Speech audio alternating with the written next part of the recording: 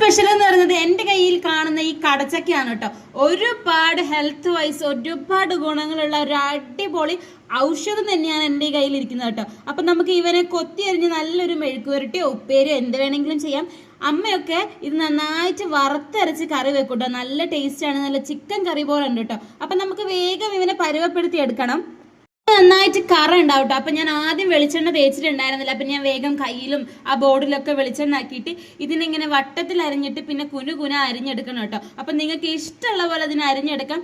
ഒന്നും പറയാനില്ല, അത്രയ്ക്കും അടിപൊളി ടേസ്റ്റ് ആണ് കേട്ടോ. ഇത് കഴിച്ചിട്ടുള്ളവരോട് ഇതിന്റെ ടേസ്റ്റിനെ പറ്റി ഞാൻ പറയേണ്ട ആവശ്യമേ ഇല്ല കേട്ടോ. ശരിക്കും നമുക്കിത് ചക്കയാണോ എന്ന് തോന്നിപ്പോട്ടോ. അത്രയും ആരായിരിക്കും ശരിക്കും ഇതിന് കടച്ചക്ക എന്ന് പേരിട്ടത്? ചക്കയുടെ ടേസ്റ്റ് ആണോ എന്ന് ചോദിച്ചാൽ നമ്മൾ ഇടിച്ചൊക്കെ കഴിക്കുന്ന ചെറിയൊരു ടേസ്റ്റ് ഉണ്ട് കേട്ടോ. അപ്പൊ നമുക്ക് വേഗം പരിപാടിയിലേക്ക് പോവാം.